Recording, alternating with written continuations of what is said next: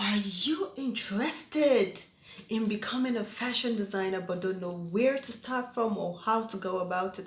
You are in the right place. What are the things you need to know and what are the things you need to have?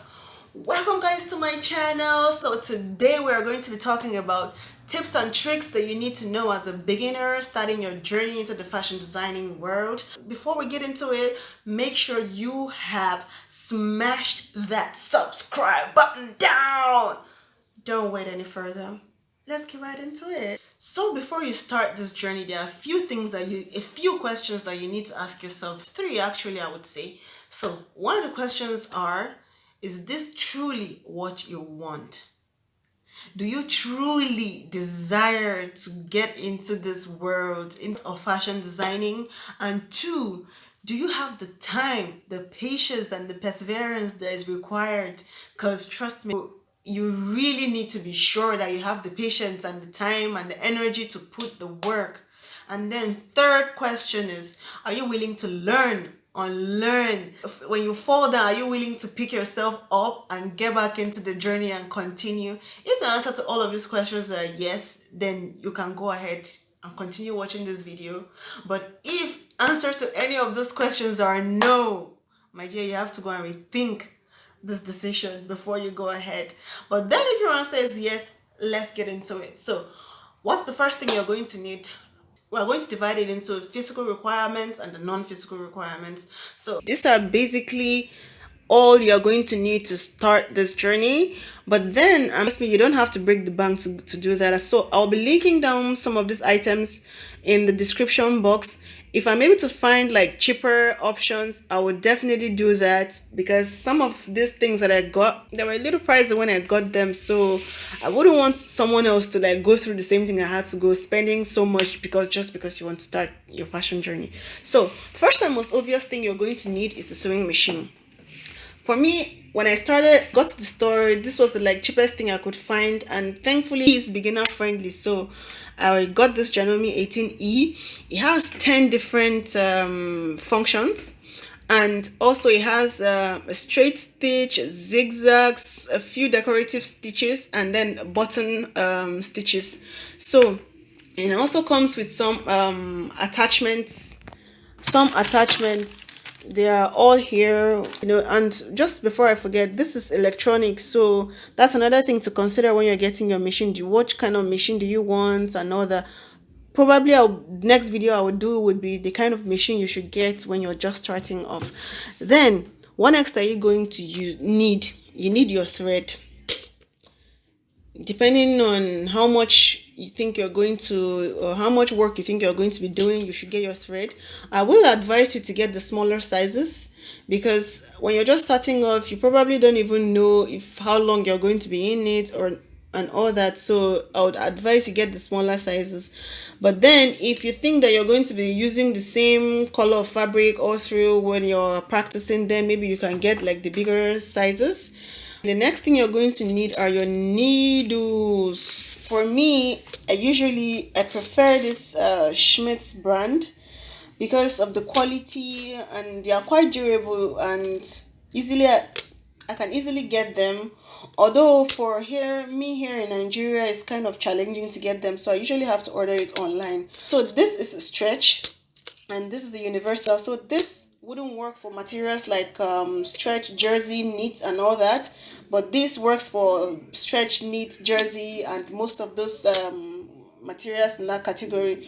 And also there is a 7511 universal, but I don't have it right now. If not, I would have showed you that. So whenever you're working with fabrics that don't have any stretch in them, you can easily use your universal needle. But then if it's something that is like medium weight jersey and all that, you use the stretch.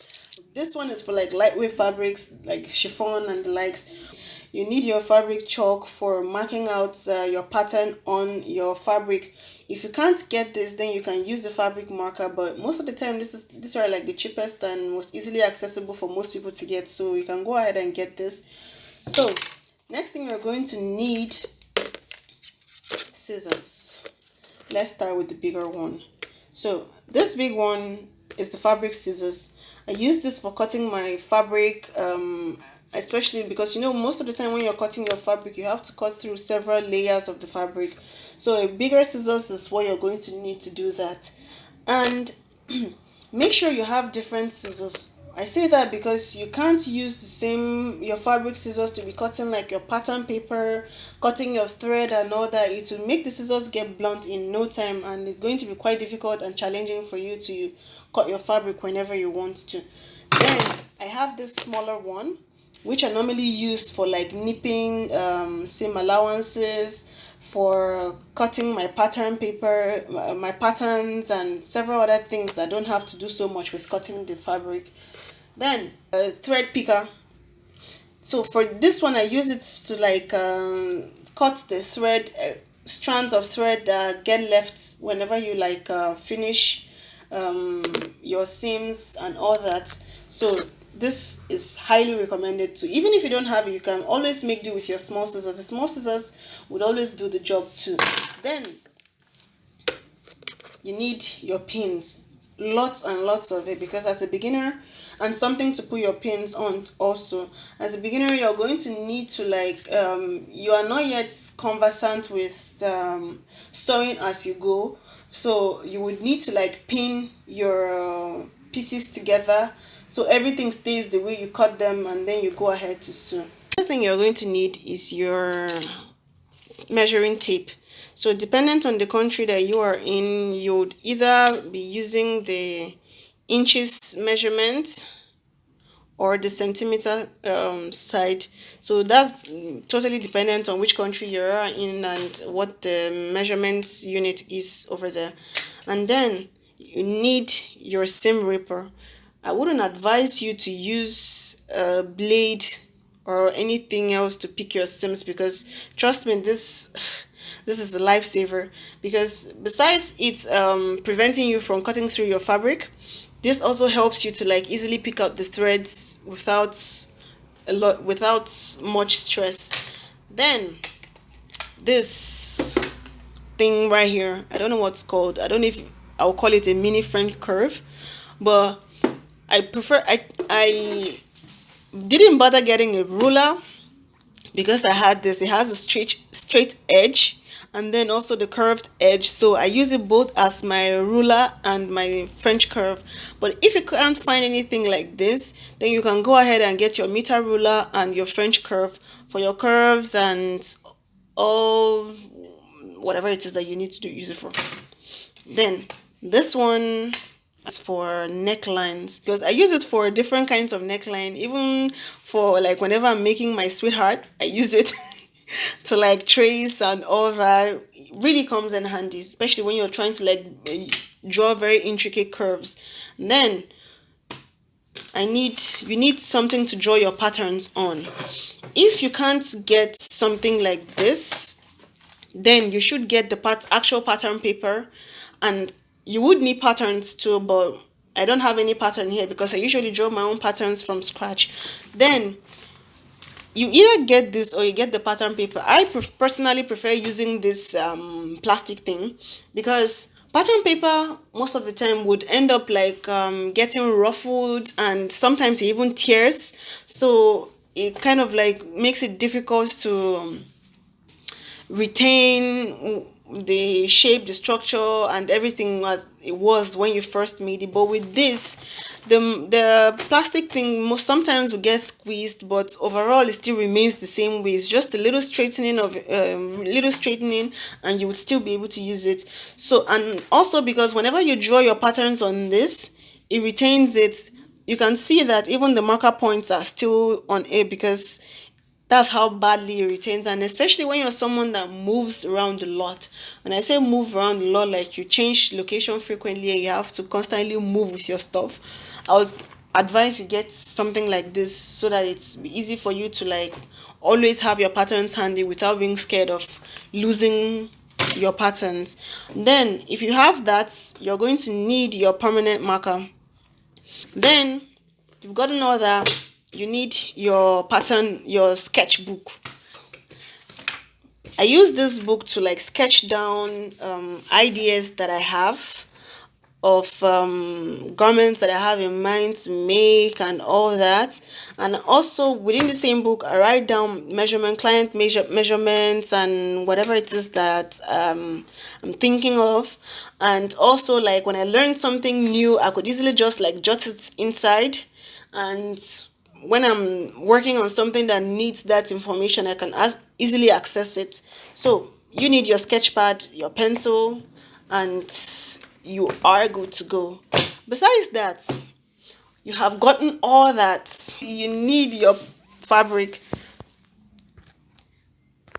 So I will advise that you get cotton fabric, because cotton is more friendly for beginners than most other materials, and you're going to need lots of it, because once you start the journey, most of the time like you would do mistakes and you might have to like start all over again, and you're going to need more fabric. Or even if you don't have to start all over again, you need to practice as often, so you are going to need lots and lots of fabric. Another item I forgot to mention is a steam iron.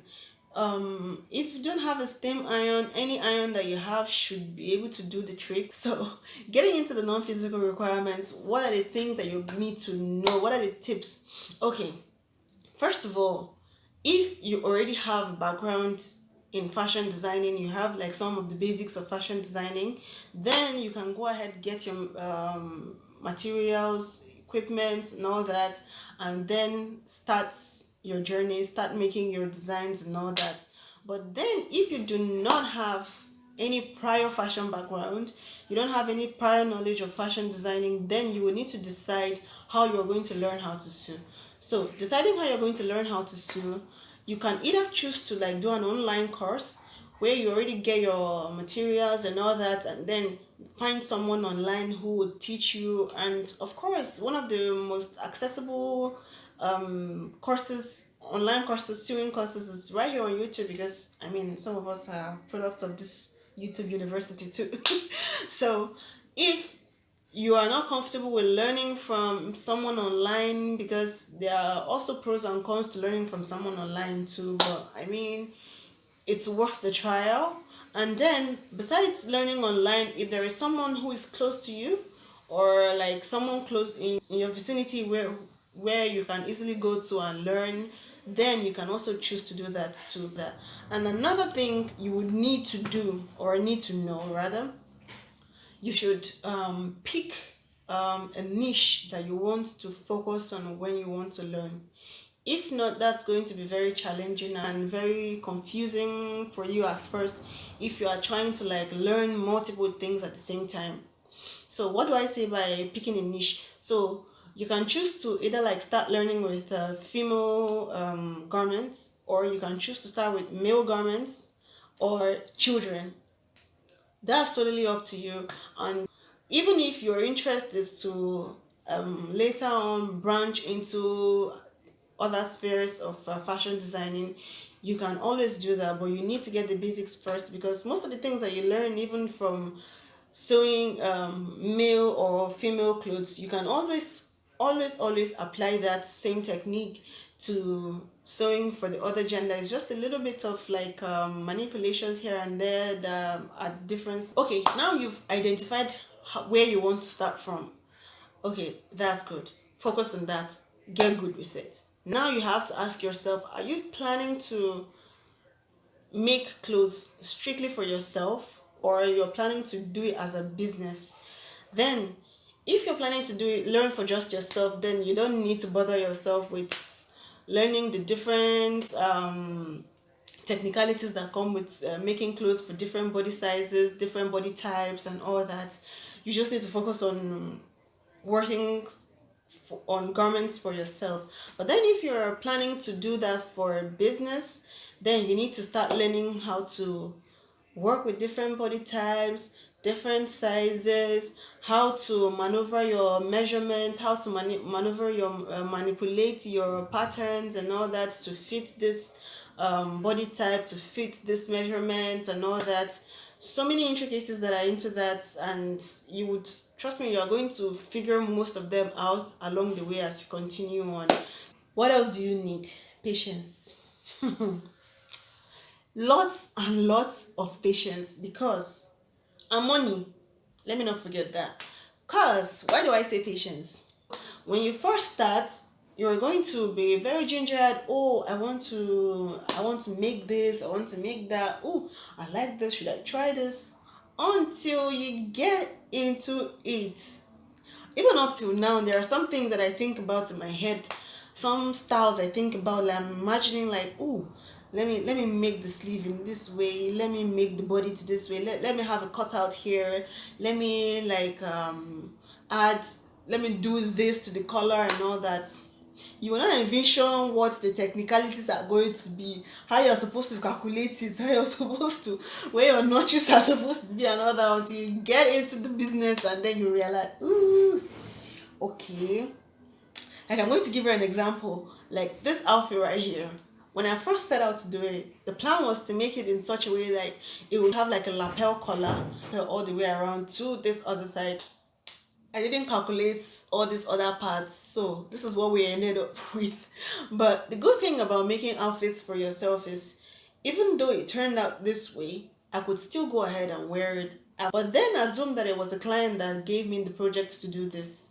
You definitely cannot deliver this to the client, because that is not what the client asked for. So that's another thing that you have to know about making garments for clients. It's a lot to think and consider. So when you make mistakes, it's really frustrating, because most of the time when you are thinking of what you're going to, how you, your garment is going to come out, you already imagine, oh, this is going to be this, is going to be that, and then you get onto the machine, and then simple mistakes, like your stitch is like maybe a few millimeters smaller than your seam allowance, or big larger than your seam allowance, and then you realize, oh, you have to take it out. Oh, this seam here, right here, if I place this seam here, is going to have an issue with when I'm trying to pair it up with the sleeve, the bodies, whatever it is, and then you realize that you have to take the seams out. And trust me, that's one of the most, I think that's one of the worst things I hate doing when I'm making garments and all that. So if you did enjoy this video, make sure you did give it a thumbs up. Comment down below if you're planning, if you're one of those who are planning to begin this journey. You are so welcome. And if you would want to see more videos like this, please do let me know. Make sure you subscribe and turn on the notification, because I'm going to be doing more videos like this in the future. So bye guys, see you.